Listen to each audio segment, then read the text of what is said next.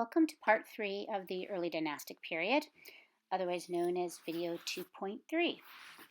So the first thing I want to talk to you about is the writing materials that scribes would have had available to them for creating documents. Now, some of this stuff goes as far back as the Early Dynastic Period. Some of it we have evidence for even earlier, but a lot of the studies have been done on materials that are much more recent. So the two main colors that scribes used were black and red. Black was the regular color for writing pretty much everything, and red was for rubrication, or for writing titles, subtitles, things like that. Now, depending on the material, different products or materials were used in different periods, and so color played into this as well. When we think about the palettes for the scribes, think about what kids today would use to do painting, like the little packets of watercolors that you purchase. However, in antiquity, the Egyptian scribes would take a rush and they would create a little brush at the end, add some water to it, and dip it in the little cakes.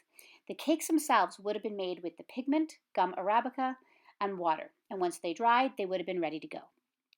So carbon was the main product that was used for black and ochre for red. However, in the later periods, we know that charcoal actually replaced carbon. So again, depending on the period that we're looking at, we know that different materials were used. You can see a scribe's palette right at the bottom picture here. On the right, you can see the ground up red pigment. And then the top photo is just a modern picture of a large amount of pigment that would eventually be made into these cakes.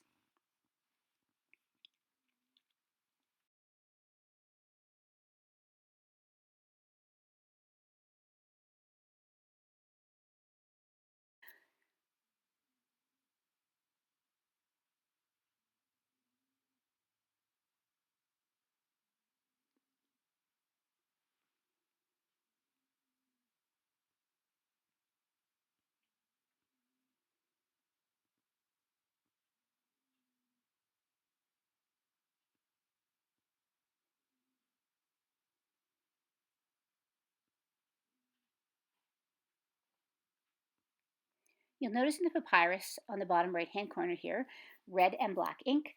Black is the normal, red is the highlighted part as we would know it today. Now, multiple studies have been done using different sets of material from different periods, and so we get different results. So for example, one study was done that used a particular set of papyri that was found in the Fayum, which is relatively late, from the 9th to 13th century, and they discovered that iron and carbon were the two pigments that were used for black, or the two materials that were used for black pigment. Now, when we talk about papyri, you know what that is. There's a picture of it here.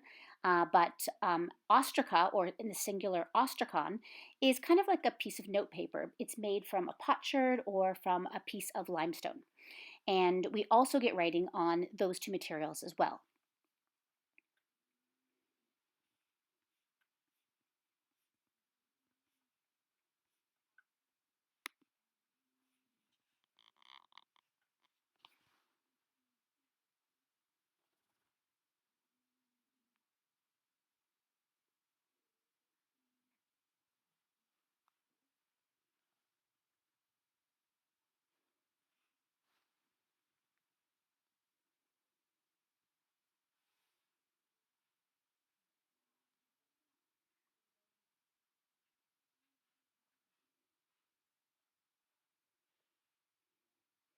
So as I mentioned, carbon was the most common material used for black pigment. We believe it was probably made from soot that was the residue inside cooking pots. So quite possibly people, when they were done cooking, would scrape it off their vessels and into a container and then later use it as black pigment.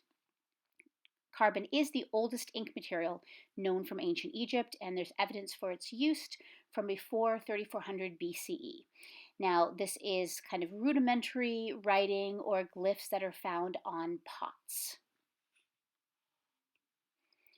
I mentioned earlier that in order to paint from a little ink cake, a scribe would take a rush and make a little brush on the end. So rushes were the ancient stylus or the ancient pen, not a reed. And what the scribes would do is they would cut one end of it on a slant and they would kind of chew on it to make it frayed a little bit or like a brush. Then they would use the flat side of it if they wanted to create a thick line. And then they would use the fine edge if they wanted to do a thin line. Most rushes that have been found are between 16 and 23 centimeters in length or 6.39 inches in length and about of a 16th of an inch in diameter.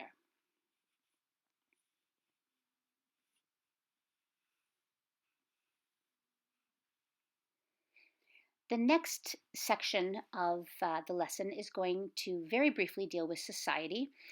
And as you already know, and we've already discussed in class, the Egyptians had a class hierarchy or a social hierarchy. You could kind of look at it as a pyramid shape, where the king, of which there's only one, is sitting at the very, very top. Then the next category down would be a very thin layer of high officials, most of whom would have belonged to the royal family. Nepotism was alive and well. Below that, and in a slightly larger group, were a series of lesser officials. And then moving on below that, there would be artisans, with the vast majority of people belonging to the peasantry, or they were farmers. The last thing I want to talk about is religion. Now, there was no separation between church and state in ancient Egypt, so this term is a little anachronistic, but I'm going to use it to talk about things like tombs and cemeteries. So, Abydos was the very first royal cemetery that we know of, and we talked about this a little bit when we discussed Dynasty 0. Now, Manetho, the 3rd century BCE historian or Egyptian priest, he tells us that dynasties 1 and 2 were Thinite, meaning that they lived very near the site that we call Abydos today. Now, Abydos is the cemetery. This, This, would be the city that was associated with Abydos. There were also very early tombs at the site of Saqqara. Now, those tombs were tombs of officials. However, at the very beginning, when they were first discovered, they were thought to possibly be tombs of kings.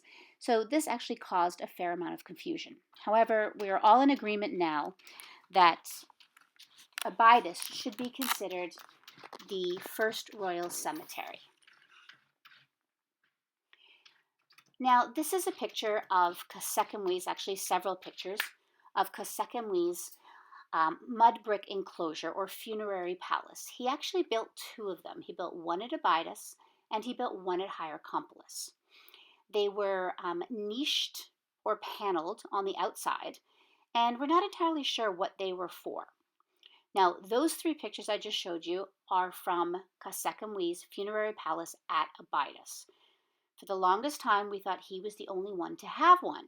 Now, however, with the ongoing excavations at Abydos, we realize that all First Dynasty kings and the last 2 kings of the Second Dynasty have not only tombs, but also funerary palaces at Abydos. Now, over time, so throughout the course of the First Dynasty, and of course including the last 2 tombs of the Second Dynasty, the tombs become more elaborate. So this particular slide is showing you how they get slightly larger and more elaborate over time, while the last slide was showing you just a general map of the site. The tombs themselves were located farther west into the desert, while the funerary enclosures were closer to the fertile area, because we assume they were actually accessed by people.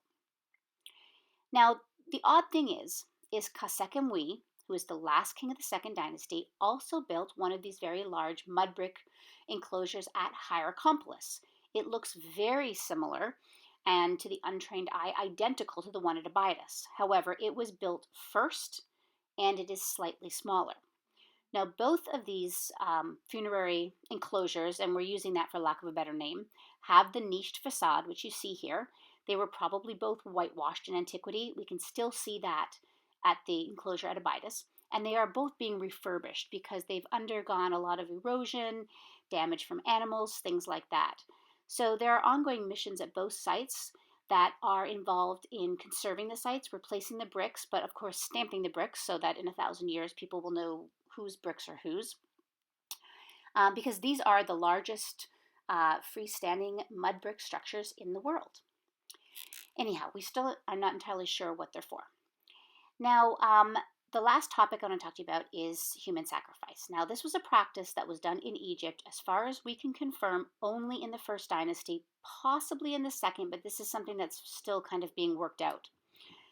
Now, for example, the tombs at Abydos that belonged to the kings had subsidiary graves around them. King Jer, for example, had over 300 subsidiary graves. And we know that they were all buried at the same time, so this is where the idea of sacrificial burial comes into play, because they were all covered by one structure. This is a practice, though, that did not continue outside of the early dynastic period, but we're not exactly sure how they would have solved the conundrum of providing a staff for the king in the next life. That is, until we get to the Middle Kingdom, where we have kind of groupings of Ushebtis or Shabti figurines, as I just showed you in the last slide. And they were collected and buried with the deceased to act as workers for the deceased in the next life, so that he himself would not actually have to do the work. So that is everything. Thank you for listening.